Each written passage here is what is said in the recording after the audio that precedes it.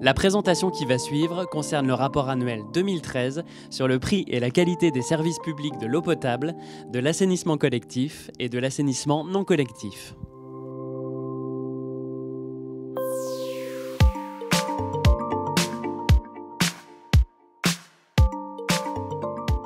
Les volumes mis en distribution montrent une augmentation de l'achat d'eau provenant de la ressource principale, la station d'eau potable de Ferrel. Une augmentation de la production à l'usine de Sandin à Guérande. L'augmentation est directement liée à la pluviométrie, alimentant de façon plus conséquente l'étang en 2013 par rapport à 2012. Une augmentation des ventes d'eau en gros à destination majoritairement de la Carène. Plus de 6 400 000 m3 ont été mis à disposition des usagers et près de 5 500 000 m3 ont été facturés. En 2013, on constate une légère augmentation d'environ 1% du nombre des abonnés sur le territoire de Cap-Atlantique par rapport à 2012. La consommation par abonné hors gros consommateurs. Il s'agit de la consommation unitaire de nos usagers. Entre 2012 et 2013, on constate une légère augmentation de la consommation unitaire. Cette tendance est nouvelle. En effet, nous constations depuis plusieurs années une baisse des consommations unitaires des usagers sur le territoire de Cap-Atlantique, comme à l'échelle nationale. Cette nouvelle tendance restera à confirmer sur les prochains exercices pour déterminer si c'est une tendance pérenne ou bien un épiphénomène. La comparaison de la consommation par abonné, consommation unitaire, avec et sans les gros consommateurs. Les gros consommateurs sont ceux dont la consommation est égale ou supérieure à 6 000 m3 par an. Ces consommations sont ajoutées à la consommation unitaire des usagers par secteur et met en évidence les différents tissus économiques ou industriels des parties de territoire composant Cap-Atlantique, le sud, le centre et le nord. Par comparaison avec le tableau des consommations unitaires précitées, on remarque l'impact important de la consommation industrielle sur le secteur nord, qui est essentiellement lié aux entreprises HCI et ATI à Herbignac. En 2013, ces deux industriels représentent 50% de la consommation en eau potable des usagers hors gros consommateurs du secteur nord et environ 9% de la consommation en eau potable de Cap-Atlantique. D'un point de vue général, les résultats mettent en avant une amélioration du rendement sur l'ensemble du territoire de Cap-Atlantique. Cette amélioration est liée pour moitié environ à la hausse de consommation des usagers domestiques sur le territoire de Cap-Atlantique, renforcée pour la partie nord par la hausse de la consommation des industriels, et pour moitié à la baisse des pertes sur réseau. Cette amélioration est à associer à des études des variations des débits de nuit opérées par CEPIG Atlantique sur l'année 2013, qui a permis de réduire les fuites. Cap-Atlantique met en œuvre en 2014 la sectorisation du secteur nord afin d'en améliorer la gestion hydraulique, sécurité d'approvisionnement, aspect sanitaire et la surveillance des fuites. Des compteurs en ligne sur des canalisations maîtresses d'eau potable seront répartis sur le secteur nord. Ces installations existent déjà sur les deux autres secteurs. Les résultats obtenus sur les composantes du territoire mettent en avant un réseau étanche qualifié de bon ou acceptable au vu des critères de l'étude de l'agence Loire-Bretagne. 938 analyses d'eau potable ont été réalisées en 2013, contre 630 en 2012. Seuls 6 dépassements des limites de qualité ont été constatés en 2013. Ces 6 dépassements portent sur les paramètres bactériologiques, Escherichia coli et turbidité. Des prélèvements contradictoires ont immédiatement été réalisés sur 6 points en collaboration avec les ARS, Agences régionales de santé. Les résultats étaient conformes à la réglementation. Des analyses physico-chimiques complémentaires ont été réalisées en fin d'année 2013 pour le suivi des paramètres fer et turbidité liés au phénomène d'eau colorée, observé principalement sur le sud du territoire. Ce phénomène était lié à une modification du coagulant utilisé par l'institution d'aménagement de la Vilaine, aggravé par un pic de chlorure en Vilaine.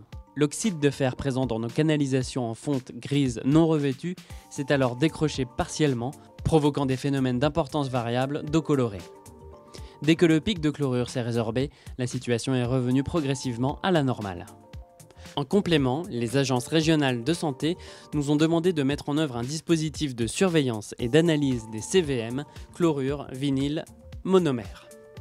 Ce paramètre est considéré comme sensible pour la santé par les ARS et concerne les canalisations en PVC posées avant 1980. Sur 90 points recensés sur l'ensemble du territoire de Cap-Atlantique, 2 points mettent en avant un léger dépassement du taux limite réglementaire. Des dispositions rapides ont été prises pour rétablir immédiatement et de manière pérenne une situation conforme. Les nouveaux indicateurs pour le service de l'eau potable. Détail des indicateurs. L'objectif de ces indicateurs nationaux est de permettre en particulier à chaque collectivité de comparer son niveau de service et la qualité de son patrimoine. Cependant, les spécificités de fonctionnement et les caractéristiques propres à chaque collectivité, tourisme, saisonnalité, industrielle, sont autant d'obstacles à la comparaison qu'il est nécessaire de prendre en compte. Le service public de l'assainissement collectif et non collectif. Les abonnés de l'assainissement collectif. En 2013, sur les secteurs sud, centre et nord de Cap-Atlantique, on constate une augmentation du nombre d'usagers. Cette augmentation au total est de 1,9%, soit 1047 nouveaux usagers, 1158 en 2012, pour un volume facturé de 4 139 825 m3. Les principales stations d'épuration de Cap-Atlantique sont Livry-Guérande, 178 000 équivalents habitants. La Turballe, 40 000 équivalents habitants. Pénétin, 12 000 équivalents habitants. Agis-Herbignac, 10 000 équivalents habitants. Au total, Cap-Atlantique possède 24 stations d'épuration, de capacité allant de 20 équivalents habitants à 178 000 équivalents habitants. Les filières sont biologiques, des boues activées jusqu'aux installations de filtres plantés de roseaux. En 2013, environ 7 600 000 m3 d'eau ont été traités sur l'ensemble des stations de Cap-Atlantique. Les trois principales stations de Livry, La Turballe et Pénétin ont traité un volume supérieur à 2012 d'environ 17%. Plus 16% pour Livry, plus 19% pour La Turballe, plus 30% pour Pénétin. Ces trois stations ont traité près de 6 656 010 m3 sur les 7 600 000 m3 traités au total par l'ensemble des stations d'épuration de Cap-Atlantique. Cette augmentation est principalement liée aux conditions de pluviométrie importantes rencontrées en 2013, ayant généré un volume plus important d'eau parasite traitée sur les stations d'épuration et augmentant par conséquent les volumes traités. Le volume d'eau parasite traitée par les stations de Cap-Atlantique provenant des communes de notre territoire peut être estimé en 2013 à environ 3 300 000 m3. La réduction de la quantité des eaux parasites s'inscrira dans le cadre plus global du renouvellement des réseaux d'assainissement et des campagnes de contrôle des branchements. Le contrôle des branchements collectifs. Depuis 1999, 31 745 contrôles ont été effectués.